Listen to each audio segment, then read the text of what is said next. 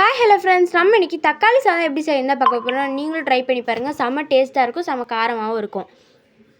அதுக்கு வெங்காயம், தக்காளி, பச்சை மிளகாய் இதெல்லாம் கட் பண்ணி வச்சுக்கணும். இதில் வெங்காயம் கொஞ்சம் அதிகமாக சேர்த்தா நல்லாயிருக்கும். தக்காளி அதே அளவு சேர்க்கணும், இல்லை கொஞ்சமாக சேர்த்துக்கணும். அரிசி நாங்கள் ஊற வச்சுருக்கோம். நாங்கள் இன்றைக்கி பாஸ்மதி அரிசி இல்லை, நார்மல் அரிசி தான் செய்கிறோம். கொஞ்சம் புதினா இலை கொஞ்சம் எடுத்து வச்சுருக்கோம். புதினா இலை கொஞ்சம் நிறைய சேர்த்தா நல்லாயிருக்கும், அதனால சேர்த்துருக்கோம். இப்போ குக்கரில் எவ்வளோ எண்ணெய் வேணுமோ ஊற்றிட்டு அதில் ஸ்பைசஸ்லாம் சேர்த்து நல்லா வதக்கி விட்டுக்கோங்க. இப்போ இதில் வெங்காயம் சேர்த்து நல்லா வதக்கி விட்டுக்கலாம். நல்லா வதக்கிக்கோங்க. ரொம்ப வெங்காயம் வதங்கிடக்கூடாது, ஓரளவுக்கு மீடியமாக வதங்கிடணும். ரொம்ப வதங்கிட்டிங்கன்னா அது டேஸ்ட்டில் மாறிடும். வதக்கும் போது வெங்காயம் வதக்கும் போது மட்டும் கொஞ்சம் எண்ணெய் ஊற்றி வதக்குங்க. அப்போ தான் டேஸ்ட்டாக இருக்கும். தக்காளி சாதத்துக்கு வெங்காயம் வதக்கும் போது மட்டும் தான் கொஞ்சம் எண்ணெய் ஊற்றி வதக்கணும். இப்போ இதில் இஞ்சி பூண்டு பேஸ்ட் சேர்த்து நல்லா வதக்கி விட்டுக்கோங்க. இஞ்சி பூண்டு பேஸ்ட் வெங்காயத்தோடு நல்லா வதங்கணும்.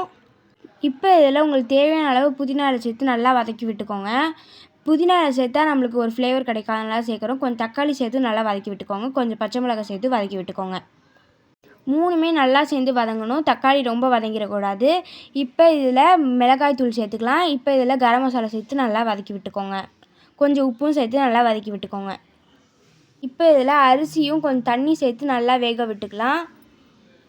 அவ்வளோதான், நம்மளோட தக்காளி சாதம் ரெடி. நீங்களும் ட்ரை பண்ணி பாருங்கள். செம்ம டேஸ்ட்டாக இருக்கும், செம்ம காரசாரமாக இருக்கும். தேங்க்யூ.